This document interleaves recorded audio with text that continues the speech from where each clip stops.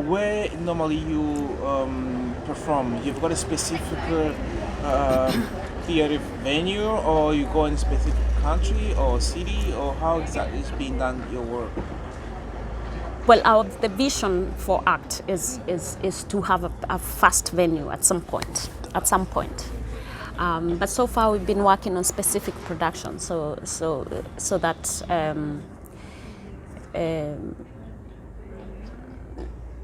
that Michael produces and gets the rights.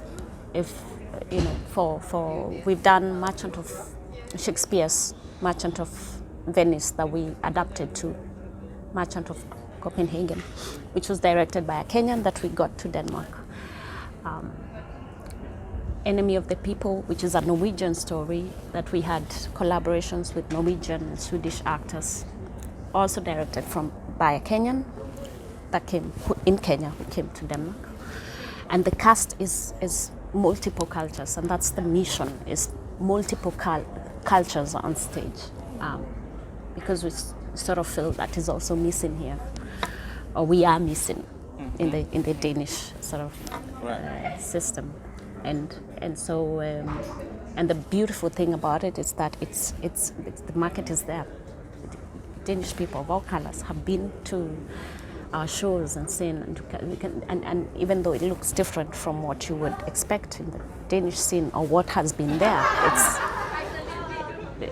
people want it. Exactly. This is a question I want to ask: if people want it, and what is the response of both local Danish and non-Danish, like me? Yeah. I mean,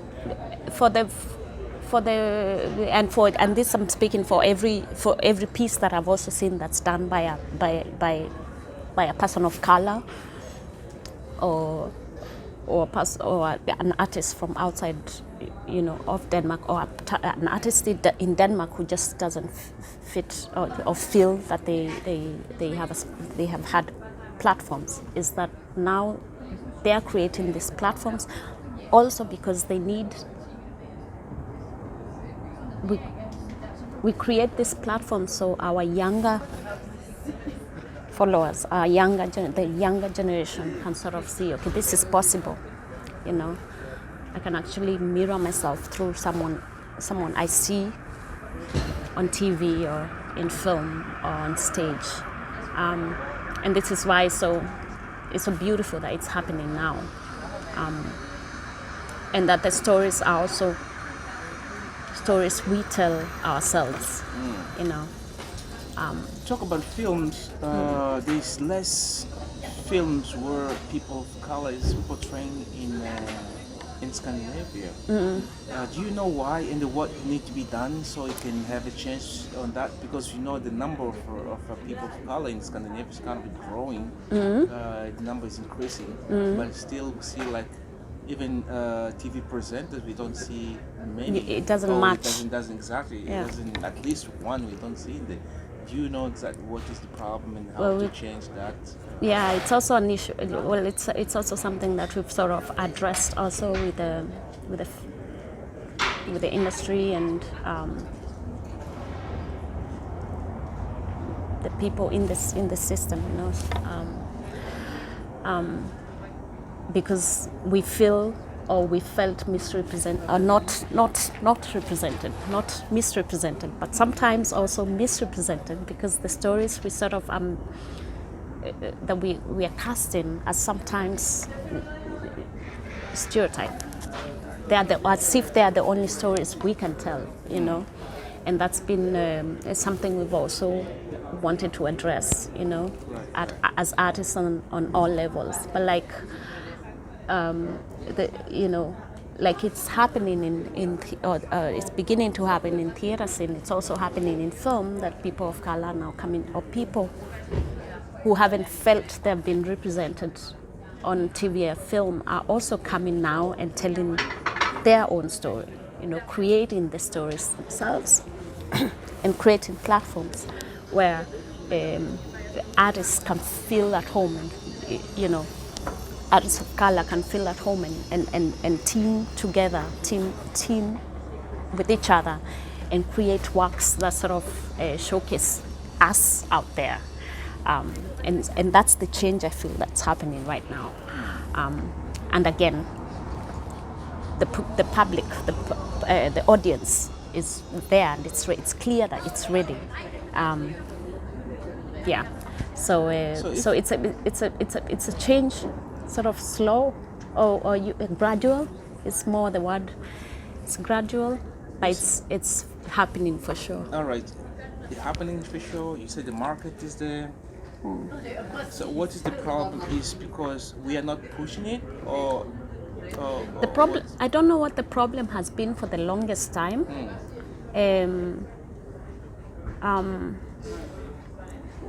But I just think my personal experience, having been here 13 years, I can see the change, because it's as if I don't know, the people who've been working at this, the people who are working at it now, there are so many popping up right now, so many, but there are so many, again, people earlier on whose footsteps we are sort of also following, you know.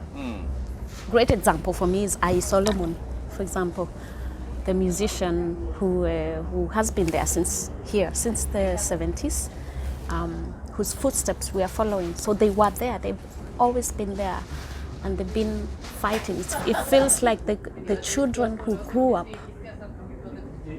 in that period, the ones who were, when they were kids then, they are now grown up, and they've sort of taken that, you know, fight on, and there are so many of them, you know. So it feels like a multitude now. It feels like now there's no choice but to listen, you know, when we speak. It's a uniform that's all of popping up, and now in many more cities in Denmark, and it's louder than I remember in 2007. I think that's why kids grew up, and there are footsteps to follow. There are people from back then that I have pure respect for. And also when we talk about that, there is also this kind of prejudice where when they see some people, I don't know if you have experience, when they say, that is a person of color, or let not be in contact with him or her. You have experienced that, or you ever heard a story where people experience this kind of thing? Stories like everyday racism. Yeah, kind of that. Yeah, I have experienced it. Yeah, I have experienced, and that's the thing. I think I was was mute. How do you call it? In the beginning, I didn't understand the language. Again, that's what I mean. I didn't understand the language, so a lot of these experiences sort of stayed inside of me. I knew something was not correct, like right, but I didn't feel like I don't know. I couldn't speak. I couldn't let it out because I didn't understand quite what was happening till much later, when now you get the language and then you realize, oh my goodness, this is what happened, you know. So I love it has been delayed reaction on my side, you know, and that can create, you know, anger also, you know, like or how do you call it, being sadness. It's all personal experience has created sadness or created sadness, you know, where now I'm at a place where it has to be let out when it happens, you know. But also how important it is to choose battles. Session. Last time I met you was here. Yeah. And you were performing, or you were reading a poem. Yes, I was reading. Yeah. Or spoken word. I don't Spoken know word. how can I address it. You guys can actually, you know better than me. Yeah. You've been writing as well. Can you tell me a little bit about your writing, your poems, your, I don't know what it is, your plays and everything that you do? Well, yes. So that is actually a continuation of the acting journey, because then you start, or then I started wanting to tell stories that sort of inspire me, or that I could stand by, you know, that meant something to me. And so I naturally evolved into writing. So I just naturally started writing. So so far I have so far written one piece of spoken word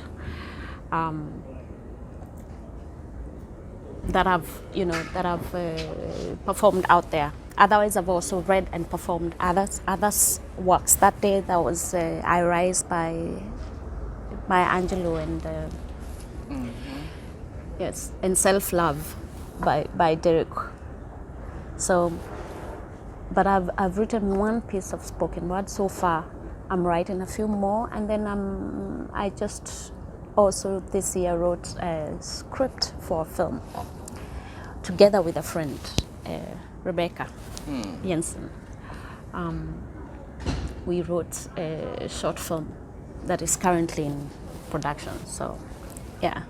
So, and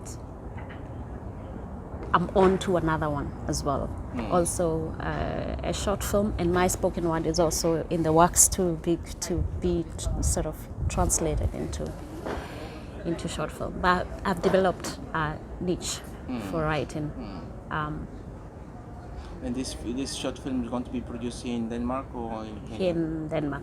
In Denmark. Okay. It's possible for us to listen a little bit for what you wrote? You all your life, whom you ignored for another, who knows you by heart. Take down the love letters from the bookshelf, the photographs, the desperate notes. Peel your own image from the mirror. Sit, feast on your life. Thank you. I have to say thank you to accepting to be interviewed, because so many people always afraid to be on interviews or on camera and stuff like that, but I really appreciate for you to be able to accept and be interviewed. Thank you. I appreciate it too.